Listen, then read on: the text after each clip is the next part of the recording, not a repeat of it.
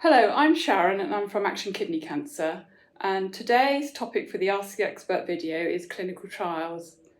I have pleasure to be joined by Professor Grant Stewart, who's Professor of Surgical Oncology at the University of Cambridge and Honorary Consultant Urology Surgeon at the University of Cambridge NHS Trust, which is in Addenbrooke's Hospital.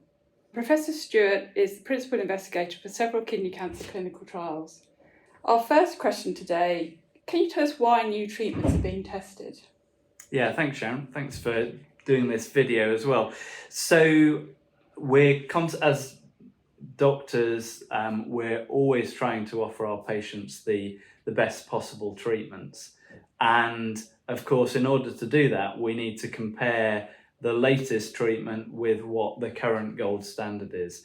So that's the whole reason for doing clinical trials and clinical research, to try and identify new ways of treating cancer and to test them against what has gone before, so that we know that we're offering something that's definitely going to improve on ideally survival, but also quality of life, but without excess side effects that can affect patients.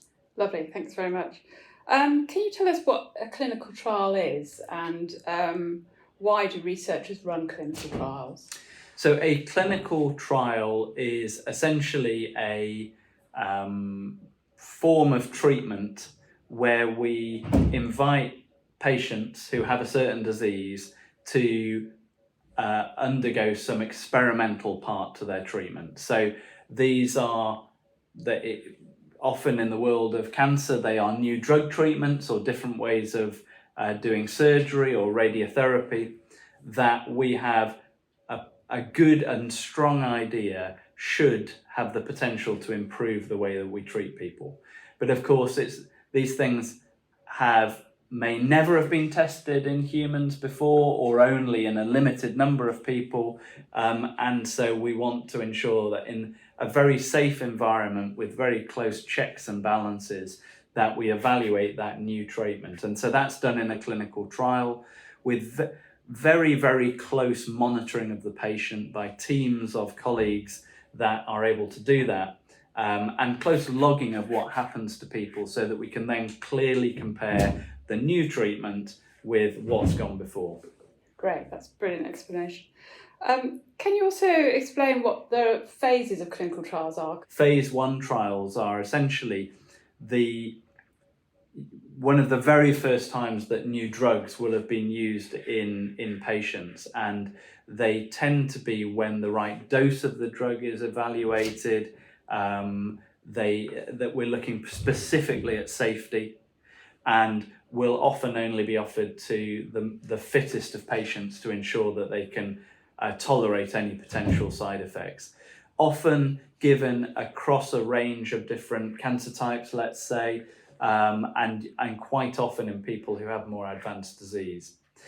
Phase 2 trials tend to be where we've got good data from phase 1 studies that the drug is as safe as had been expected, appears to have some activity against the cancer, and now getting into the specifics of a certain cancer type. So obviously in our world, that's kidney cancer, at a particular stage of the disease, starting to give the drug to a lot more people, often sometimes in comparison to another drug, possibly the standard of care for that particular stage of treatment of kidney cancer.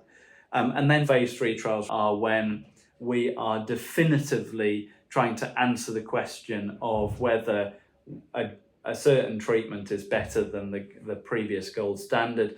And usually that will involve randomization. So in other words, neither the patient nor the doctor will choose which arm of the trial, whether they get the new drug or the standard of care that they go into. And that means that the reason for doing that is then we will have a very well balanced population of people, and often that's in the hundreds or the many hundreds or the low thousands sometimes, to compare the current standard of care with the new treatment. Lovely, great.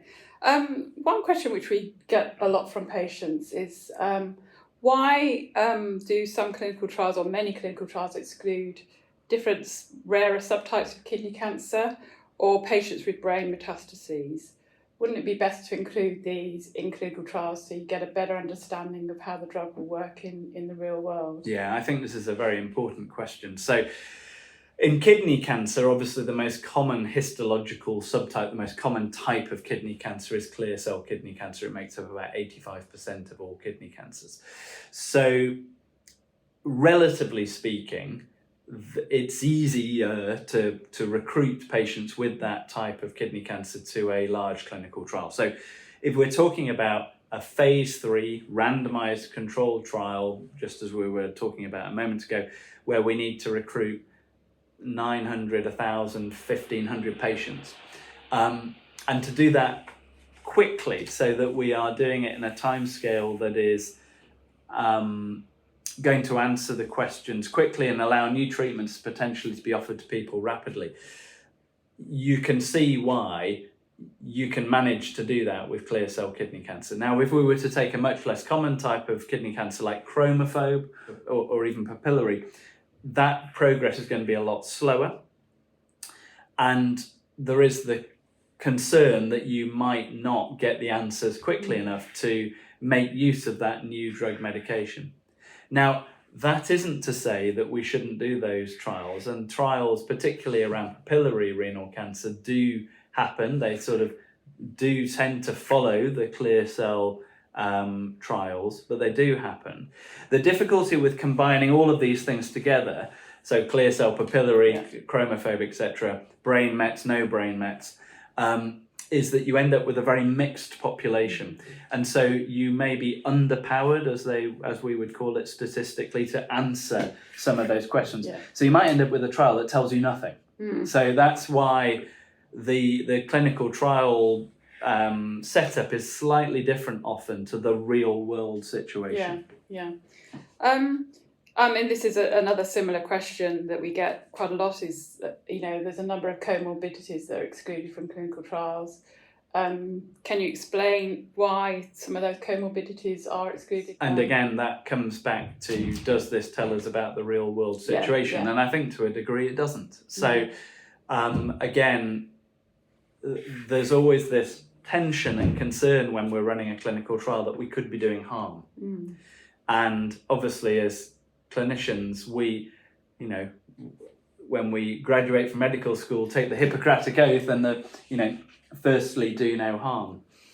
So it's a bit of a tension with what we're trying to achieve for our patients. We want to make sure we do the best by them and offer them new treatments if they stack up and work well, but equally we need to balance that against not providing treatments that are too toxic. So on one hand, it's because we want to make sure that the patients that are strongest, have the best reserve, are able to tolerate these new treatments, and if there are side effects, can potentially tolerate those, and at the end of the day, that we don't kill people with these drugs. So I think that is where real world data studies come in. Some people would call those phase 4 studies, and that's where very large numbers of people who were treated, let's say across the United Kingdom, we would get data, registry data on how they responded to the drugs, how well the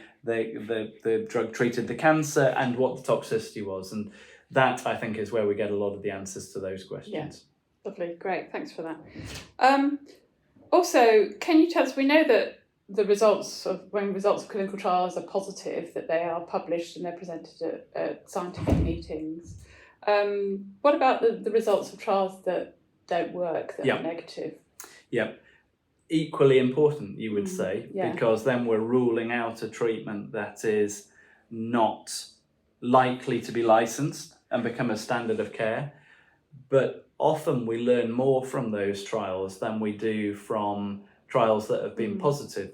And so the first thing to say is that the majority of major phase 3 trials are published. So it's rare for a negative trial not to be published. Now, where there are issues are in some of the smaller clinical trials, the phase 2 clinical trials, smaller groups of patients.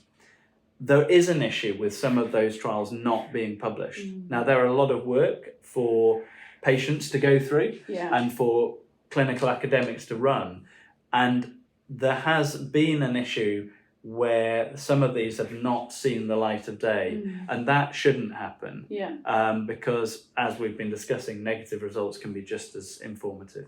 Lovely. Well, thanks very much for spending the time to talking to us today, Professor Stewart, and I think this is going to be an extremely useful video for our website, so thank you. A pleasure. Nice to speak to you. Yeah.